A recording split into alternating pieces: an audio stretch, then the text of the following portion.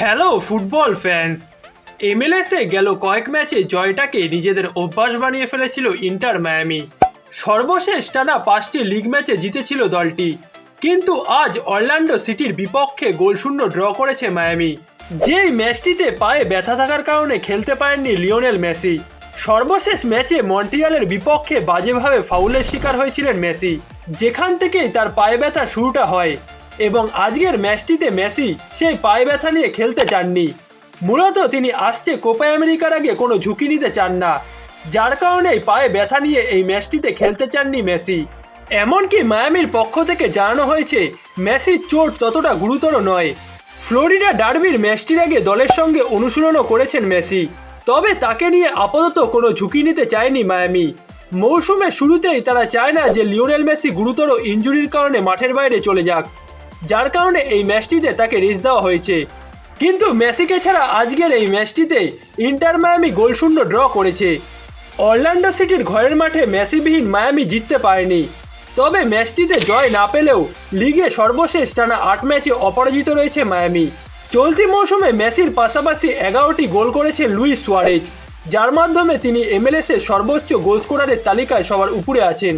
এবং এই ম্যাচটিতে মেসি না থাকলেও সুয়ারেজ শুরু থেকেই খেলেছেন।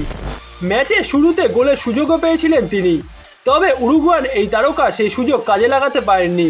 ম্যাচে 10 মিনিটের মধ্যে আরও একটি বড় সুযোগ নষ্ট করেন রবার্ট টেলর, যার কারণে ম্যাচে শুরুতেই এগিয়ে যাওয়ার সুযোগ নষ্ট করে মায়ামি। অন্যদিকে ফ্লোরিডা ডার্বিতে লুইস সুয়ারেজ ও টেলরদের সুযোগ নষ্ট করার ম্যাচটিতে মায়ামির জন্য হার এড়িয়েছেন গোলকিপার ড্রেক ক্যালেন্ডার। 32তম মিনিটে নিজের দক্ষতায় অরল্যান্ডো সিটির এক খেলোয়াড়ের বক্সের ভেতর থেকে নেওয়া জোরালো শট রুখে দেন ক্যালেন্ডার, এবং যার মাধ্যমে এই ম্যাচটিতে গোলশূন্য ড্র করতে পেরেছে মায়ামি। নয়তো লিওনেল মেসিকে ছাড়া এই ম্যাচটিতেও পরাজিত হতো মায়ামি। মেসি মায়ামিতে যোগ দেওয়ার পর মোট 13টি ম্যাচে ইনজুরির কারণে খেলতে পারেননি, এবং এই 13টি ম্যাচের মধ্যে মাত্র 2টিতে জিততে পেরেছে মায়ামি। বাকিগুলোতে তারা ড্র কিংবা পরাজিত হয়েছে। এবং আজকের এই ম্যাচটিতে ড্রেক ক্যালেন্ডার যদি সেভটা না করতেন, তবে এই ম্যাচটিতেও পরাজয়ের মুখ দেখত মায়ামি। প্রথমার্ধের ওই সেভটি বাদেও দ্বিতীয়ার্ধেও বেশ কয়েকটি সেভ করতে হয়েছে ক্যালেন্ডারকে, যার মাধ্যমে ম্যাচটিতে গেল 13 ম্যাচের মধ্যে প্রথমবারের মতো ক্লিনশিট রাখতে পেরেছে মায়ামি। এই ড্রয়ের মাধ্যমে 14 ম্যাচে 28 পয়েন্ট নিয়ে মেজর লিগ সকারের ইস্টার্ন কনফারেন্সের শীর্ষে আছে মায়ামি।